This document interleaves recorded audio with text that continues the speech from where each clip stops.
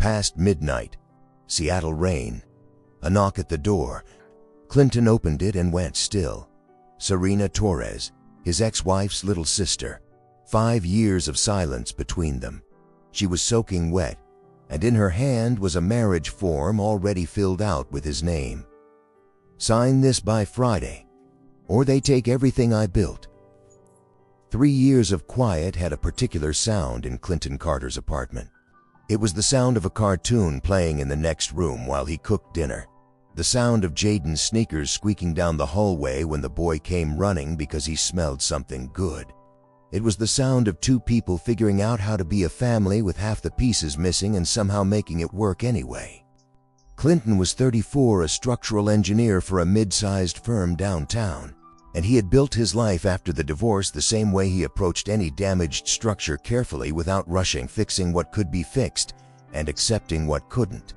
Diana had left 3 years ago, not out of hatred, not out of betrayal, but out of the slow, quiet kind of growing apart that nobody warns you about. She had taken a position in Los Angeles. They had agreed civilly that Jaden would stay in Seattle with Clinton. She called on Sundays. Jaden always answered. It was a life that worked. Not beautiful, not full of momentum, but stable. And after everything, stable felt like more than enough. Jaden was 8 years old and had his father's build and his mother's restlessness. He couldn't sit still for more than 20 minutes unless he had a sketchbook in front of him. The apartment walls had 3 of his drawings taped up: a dragon, a spaceship, and something that was supposed to be a wolf but looked more like a large dog having a bad day. Clinton had told him it was great. He meant it. That night before the knocking started, Clinton had been sitting at the kitchen table going through a set of structural reports he hadn't finished at the office. Jaden was already asleep. The apartment was the way Clinton liked it, after 9, still warm, undisturbed. Then the knocking came. Hard, urgent. The kind of knocking that didn't wait for an answer before starting again. He opened the door, and whatever he expected, a neighbor with an emergency, someone with the wrong apartment, it wasn't this. Serena Torres was standing in the hallway, soaked from the Seattle rain, her dark hair flattened against her face. She was holding a folded paper in one hand, and even through the water damage, Clinton could see it was an official form. He could see his own name typed into one of the fields.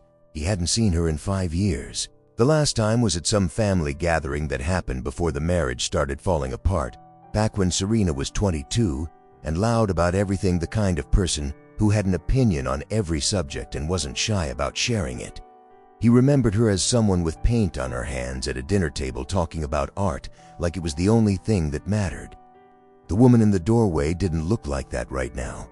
She looked like someone who had been holding it together for a very long time and was running low. Clinton stepped back to let her in.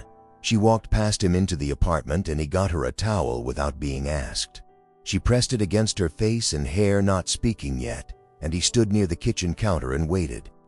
He'd learned a long time ago that there was a kind of silence that needed to be used up before real conversation could start. When Serena finally put the towel down, she looked at the form in her hand, then at him. "I know this is insane," she said. "I know exactly how this looks." Clinton crossed his arms. "Then explain it to me." So she did. Her name was on the incorporation documents of a community arts center called The Root, a space she had spent 4 years building in one of Seattle's lower-income neighborhoods, a place that ran free classes in music, painting, and basic life skills for teenagers who didn't have anywhere else to go after school. She had started it with a small grant and a borrowed storefront. She had grown it into something real. The problem was a man named Garrett Hale. Hale had been an early donor, significant money in the first year, the kind of financial support that let The Root become what it became. But Hale hadn't donated out of generosity. He donated for leverage. Now he was filing a civil suit arguing that Serena was unfit to manage a nonprofit organization. His legal team had spent months building a case around her personal history, the year she'd spent moving between cities, a public argument with her family that made it into a local blog, a semester of college she hadn't finished.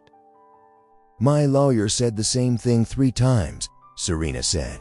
"In cases like this, the judge doesn't just look at the numbers. They look at the person.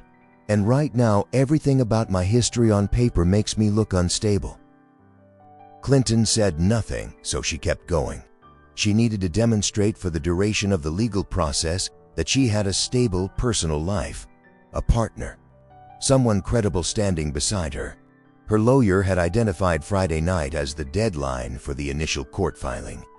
If Clinton's name wasn't on the marriage registration before that window closed, they would lose the strongest piece of personal evidence before the case even began. "Why me?" Clinton asked. The question was flat, not hostile. "Because I don't have anyone else I trust enough," she said. "And because you already know the worst parts of my family. There's nothing to explain." The logic was thin, and they both knew it. What she wasn't saying directly, what sat in the air between them, was that Clinton was also the ex-husband of her sister, which made this either the most reasonable option she had or the most complicated one.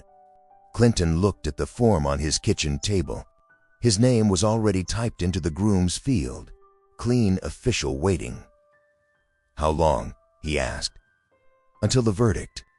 2 months, maybe 3. And Diana knows about this."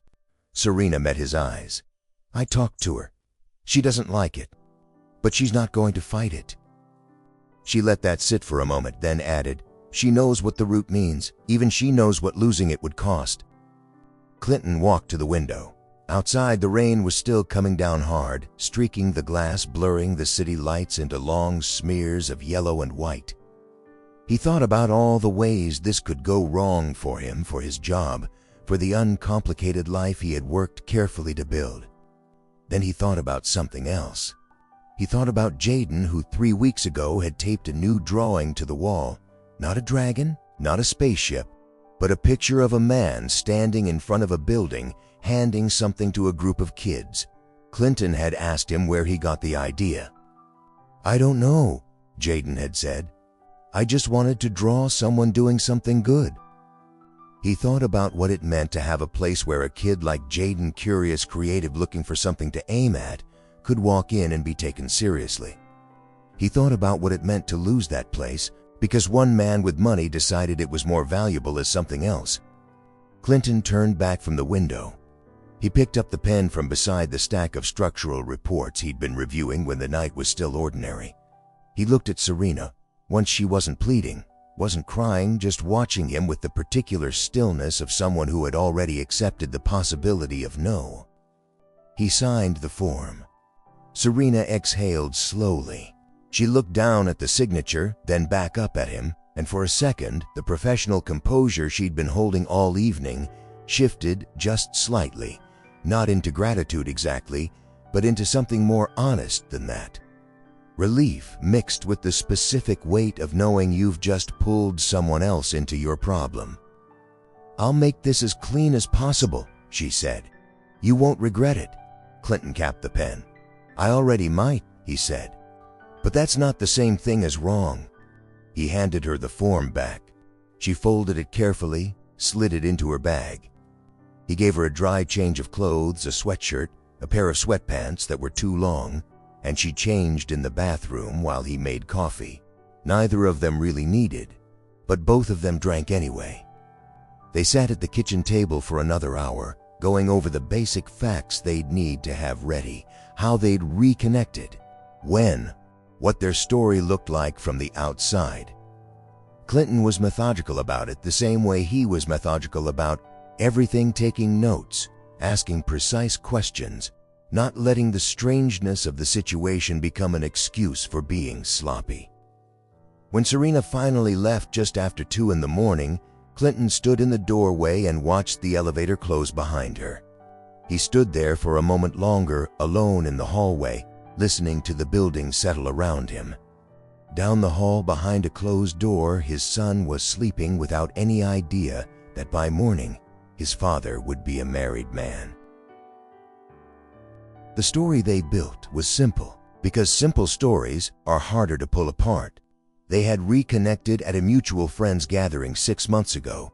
They had kept it quiet because of the obvious complications Clinton's history with Diana. The family dynamics, the fact that neither of them was the type to broadcast a relationship before they were sure of it.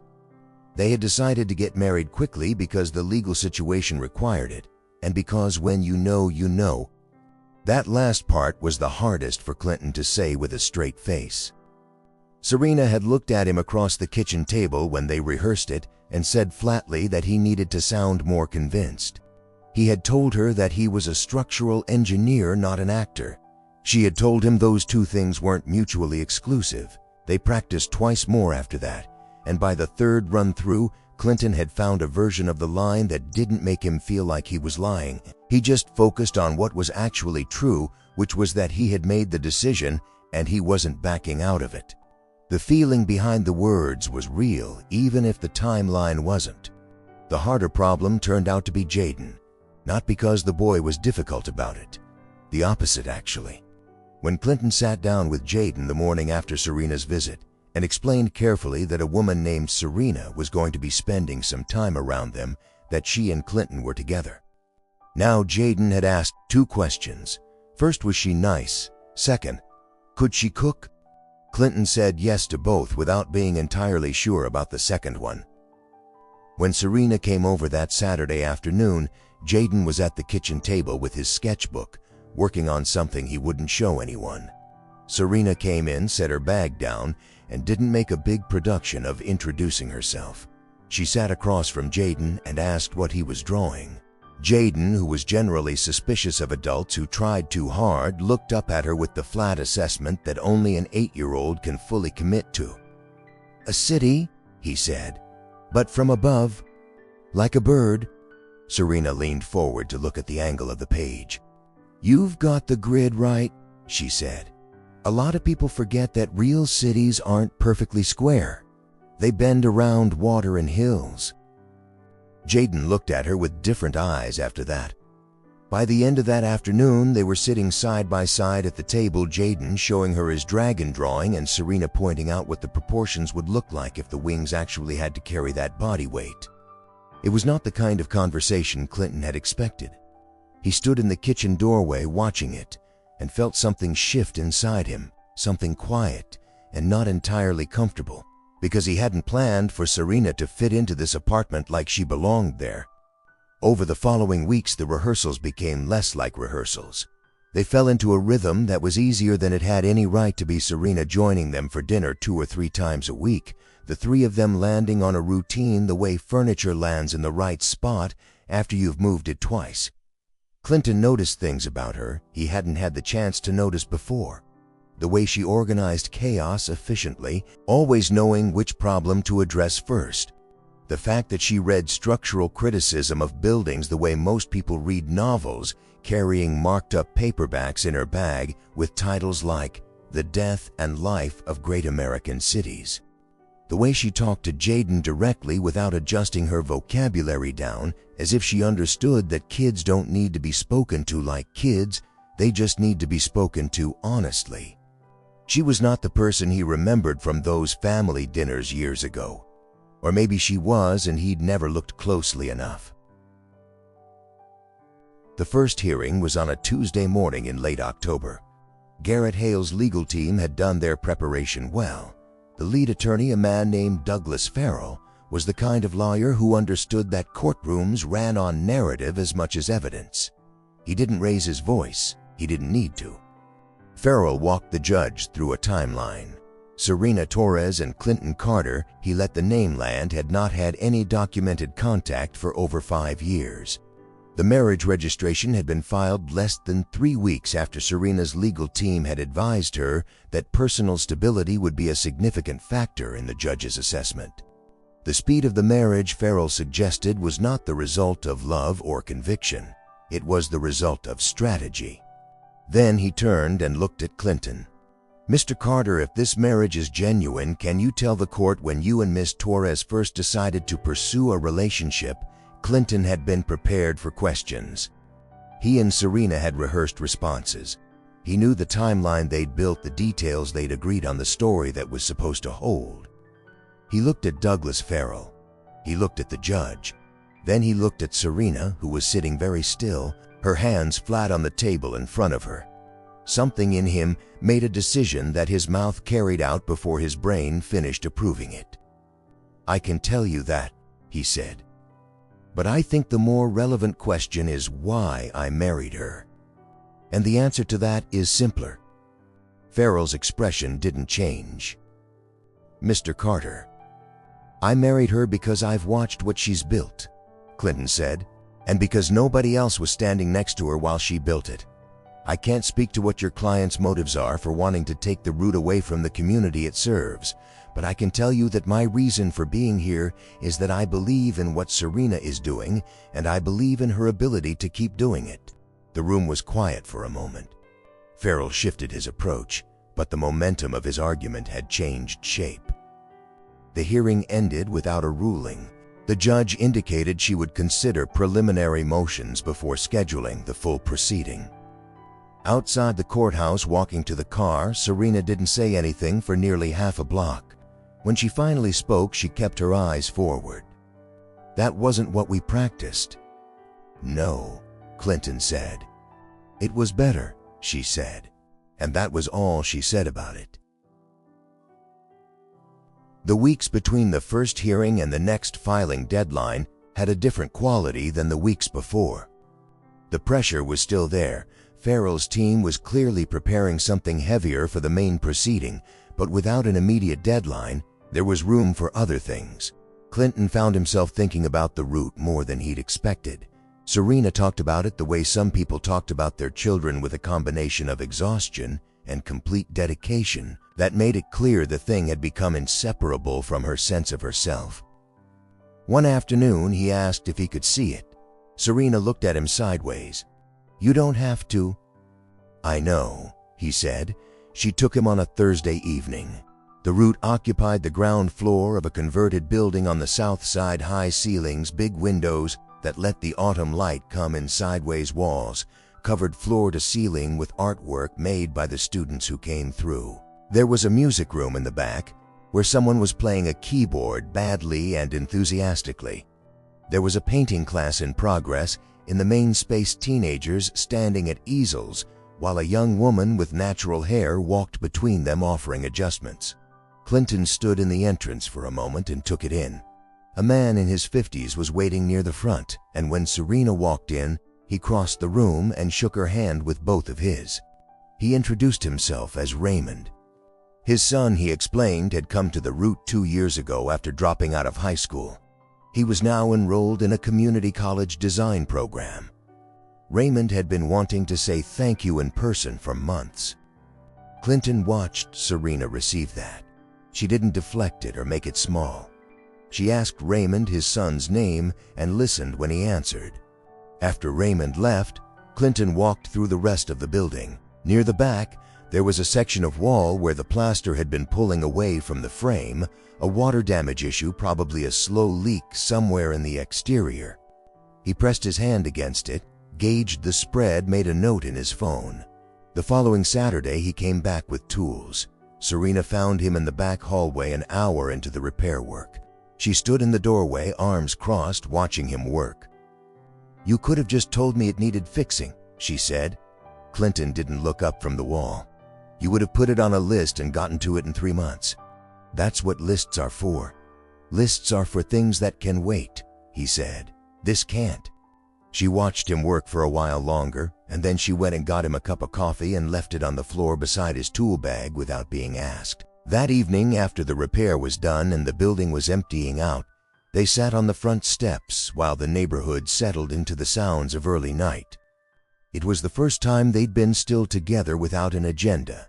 No rehearsal, no preparation, no court date to plan around.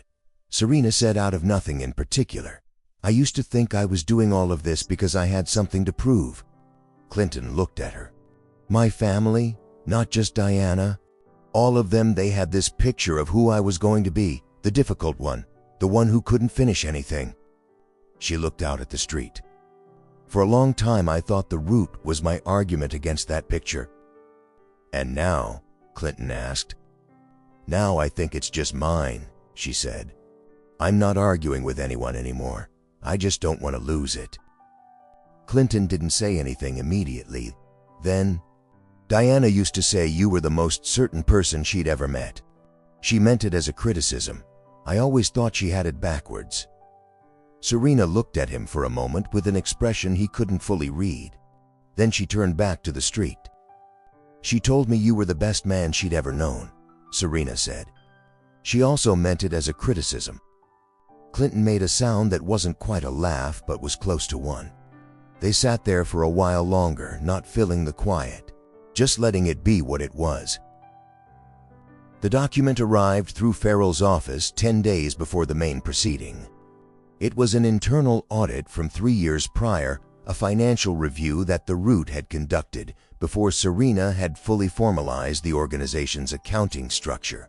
The audit had flagged irregularities, misallocated grant funds expenses that hadn't been properly categorized, a pattern that Farrell's cover letter described as a consistent disregard for fiduciary responsibility.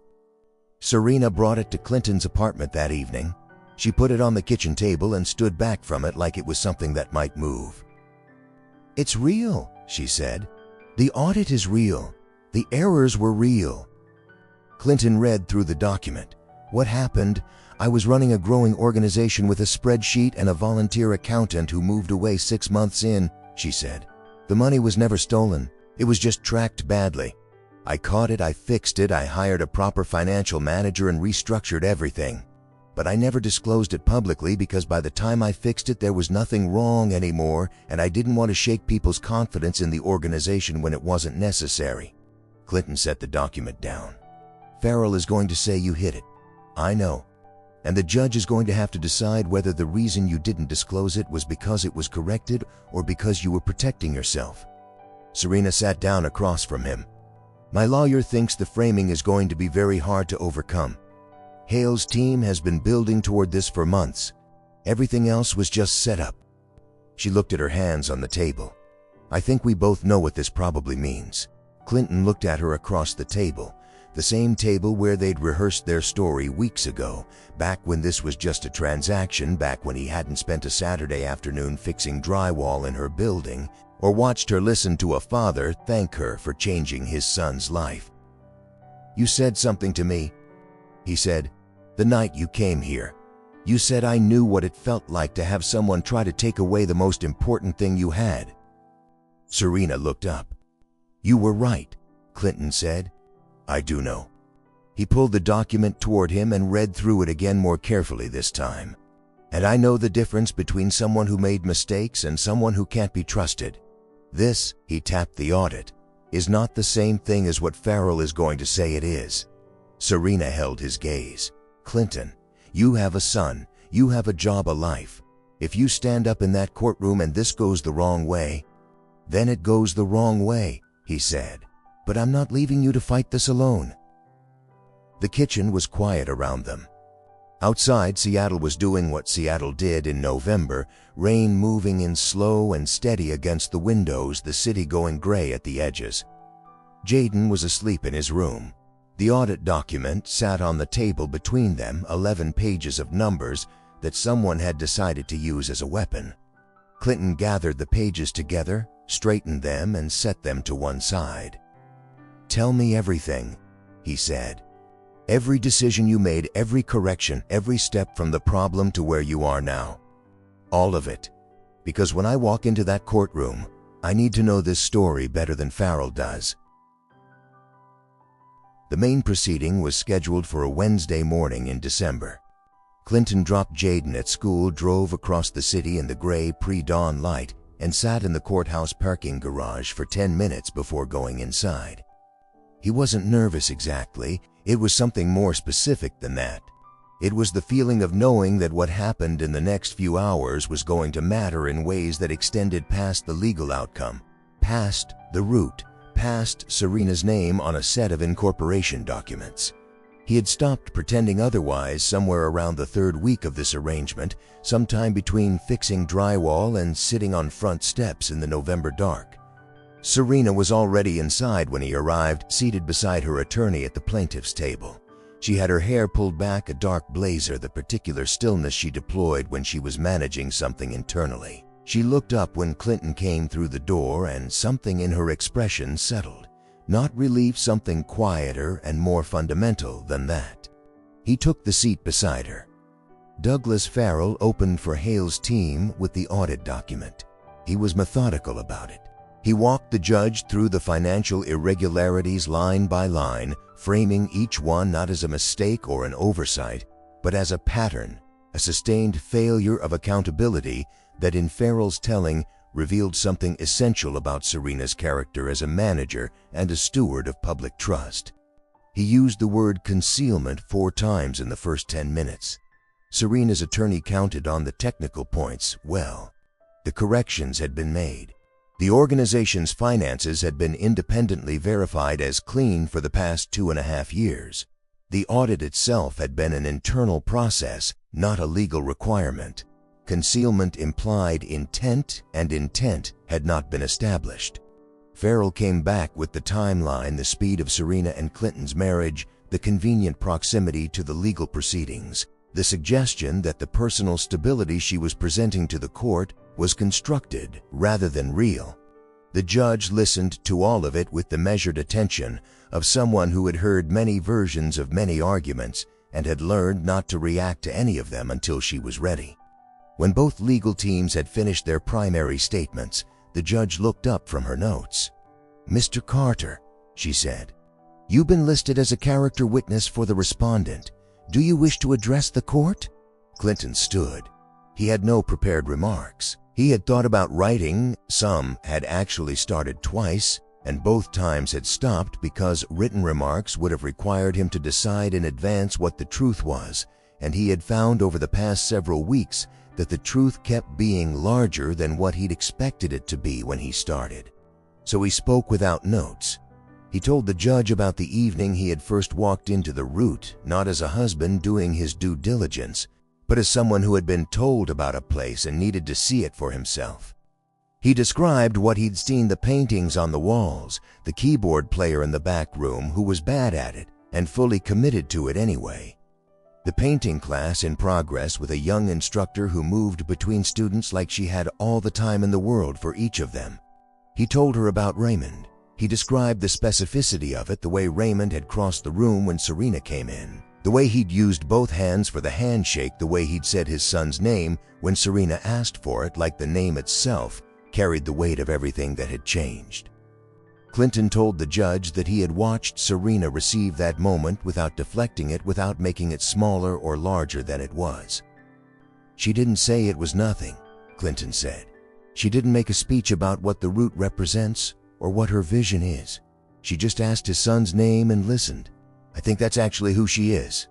Farrell interjected with a procedural objection about relevance. The judge acknowledged it and asked Clinton to bring his remarks to the evidence at hand. Clinton nodded. "The audit," he said. "I've read it. I'm an engineer.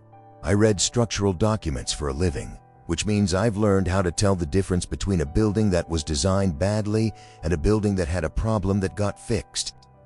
Those are not the same thing, and treating them as the same thing is how you end up tearing down structures that are worth saving." He looked at the judge directly. 3 years ago, the Root had accounting problems.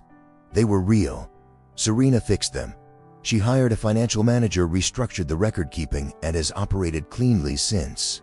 The reason she didn't issue a public disclosure at the time is not complicated. The problem was corrected before it caused harm, and she made a judgment call that announcing a resolved issue would shake the confidence of a community that had just started to trust something new. You can disagree with that call, but calling it concealment, framing it as evidence that she can't be trusted, requires you to ignore everything that came after it. And everything that came after it is a functioning organization that has been serving this neighborhood for 4 years. He let that land, then added one more thing. "My son is 8 years old. He likes to draw. A few weeks ago, he told me for the first time that he wants to be an artist when he grows up. He said it the afternoon after he'd spent time at the Root with Serena."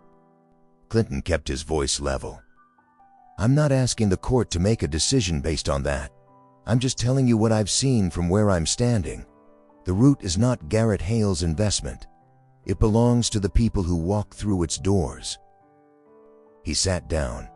The room held its quiet for a moment. Farrell requested the opportunity to cross-examine.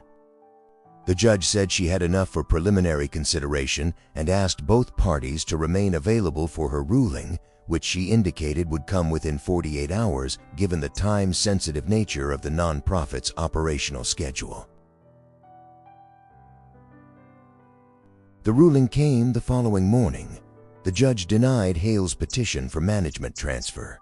Her written decision noted that while the historical audit irregularities were a legitimate concern, the subsequent record of correction and clean operation weighed significantly against the inference of ongoing mismanagement. She further noted that the petitioner had not demonstrated concrete operational harm, only the theoretical possibility of future harm, which was insufficient grounds for removing a founder from a functioning organization. Garrett Hale could appeal. His attorney indicated he would consider it, but the immediate threat was over. Serena got the call from her lawyer at 3:15 that afternoon. She called Clinton 12 minutes later. He was in the school pickup line when his phone rang, parked at the curb in the long row of cars that assembled every day at 3 o'clock outside Jaden's school. He answered on the second ring. Serena's voice was steady, but it had a different quality than her usual steadiness, looser, like something that had been held tightly for months had finally been allowed to relax. "We won," she said. Clinton leaned back in the driver's seat and looked at the gray December sky through the windshield. "Good," he said. There was a beat on the line. "That's all you've got," Serena said. "I'm in a school parking lot," he said. "I'll be more expressive later." She laughed, a real one, unguarded in a way he hadn't heard from her before. They met that afternoon in front of the Root. The building looked the same as it always did, solid. A little weathered, the painted mural above the entrance slightly faded from the fall rain. Inside, someone was running a class. The keyboard player was back, still enthusiastic, still working on the same progression he'd been working on for weeks. They stood on the front steps, the December cold, sitting lightly around them. Legally, there was nothing holding them together anymore. The case was resolved. The marriage had served its purpose. Clinton could file the paperwork, return to his apartment, return to the uncomplicated version of his life that he had carefully constructed over 3 years of quiet work. He knew all of that. He stayed where he was. "The Root has a winter break program starting next month," Serena said, looking at the mural above the door. 3 weeks daily classes. I'm going to need someone to look at the heating system in the East Wing before then. It's been making a sound. Clinton looked at her. "What kind of sound?" "The kind that costs money." "I'll come look at it Saturday," he said. Serena turned toward him, and the expression on her face was the most uncomplicated thing he'd seen from her since the night she'd arrived soaking wet at his door with a marriage form in her hand. Not relief, not gratitude, just the particular look of a person who has stopped performing and is simply present. "Jaden can come," she said. "There's a Saturday class he might like." Clinton nodded once. 4 months later, on a Saturday in April, they got married again. No courthouse, no legal strategy, no carefully rehearsed story about how and when and why. Just a small gathering in the back garden of a friend's house, Serena's colleagues from the Root, a few of Clinton's friends from work, Raymond and his son who had driven down from the community college he was now attending 2 hours north. Jaden stood beside his father in a button-down shirt he'd complained about for 20 minutes before going quiet when he saw Serena come out. He was holding a rolled piece of paper in both hands, a drawing he'd made the night before, which he had refused to show anyone until that moment. He handed it to Serena when she reached them. She unrolled it carefully. It was the Root drawn from above, the way a bird would see it, the grid of the surrounding streets bending correctly around the geography of the neighborhood. In front of the building, 3 small figures stood together. She looked at Jaden. He looked back at her with the complete seriousness of an 8-year-old who has made something he believes in. "It's us," he said. Serena folded the drawing carefully and held it against her side for the rest of the afternoon. Some things begin as transactions and become something else entirely, not because the circumstances force them to, but because the people involved slowly, imperfectly, without planning for it, choose to let them. That, in the end, is the only way anything real ever starts. And honestly, that's what gets me about this story. Clinton didn't sign that paper because he was in love. He signed it because he recognized something real that was worth protecting. And somewhere between fixing a wall he wasn't asked to fix and sitting on a front step in the dark with no agenda, he stopped just protecting it and started belonging to it. We've all had a moment like that, haven't we? Where you say yes to something complicated, something that doesn't make clean sense on paper, and it turns out to be the best decision you ever made. If this story hit something for you, drop a comment and tell me what part stayed with you the most. And if you know someone who needs to hear a story like this today, share it with them. That's the whole point of building something like this channel, one story at a time for the people who need it. I'll see you in the next one.